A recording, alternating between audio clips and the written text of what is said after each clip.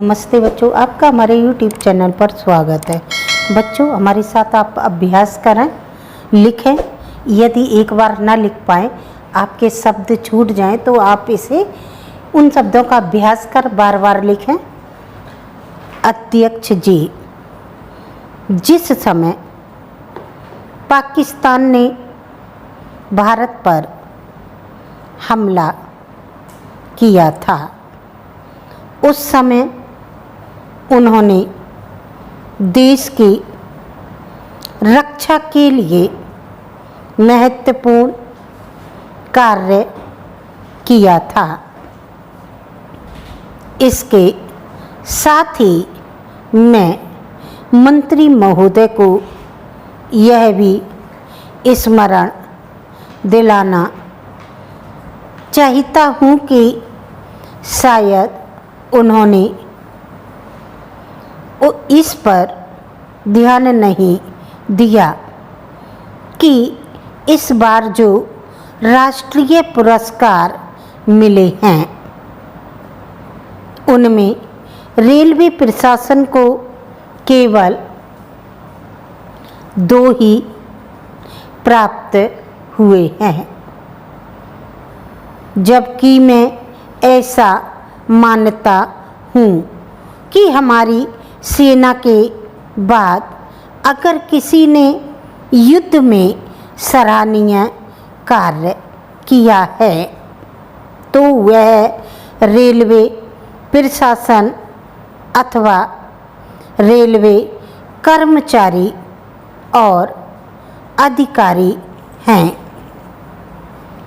इसलिए उनके मनोबल को बनाए रखने के लिए और उनको प्रोत्साहित करने के लिए रेल मंत्री को इस बात पर भी ध्यान रखना चाहिए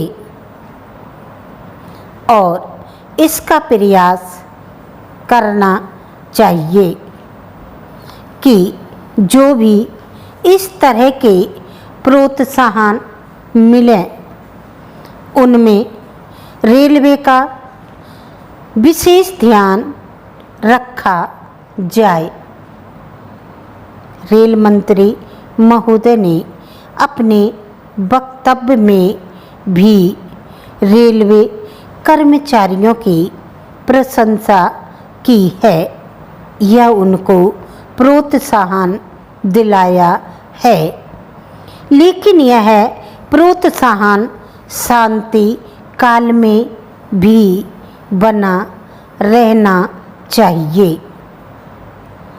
रेलवे ने युद्ध काल में जो काम किया, वह तो देश की रक्षा का महान उद्देश्य था, लेकिन उसके बाद देश के निर्माण में या गरीबी मिटाने के लिए जो युद्ध होता है,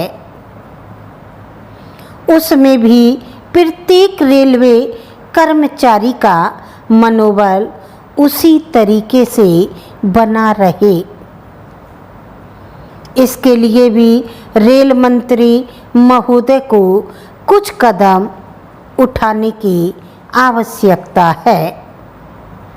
मैं ऐसा मानता हूँ कि वह किसी भी तरीके से करें, उनका तरीका कुछ भी हो, लेकिन उनको यह करना चाहिए कि जितने भी रेलवे कर्मचारी हैं, जो भी रेलवे को मुनाफा हो, उसमें वह साझीदार हो। चाहे आप उनको बोनस के रूप में कुछ दें, चाहे किसी और तरीके से दें, लेकिन हर वर्ग के रेलवे कर्मचारी को मालूम होना चाहिए कि यदि वह देश के निर्माण के संबंध में ठीक तरह से काम करेगा तो उसको पुरस्कार के रूप में या वेतन के अंश के रूप में अपने वेतन के अलावा पैसा मिलेगा। इसी प्रकार इस संबंध में मैं एक और सुझाव देना चाहता हूँ।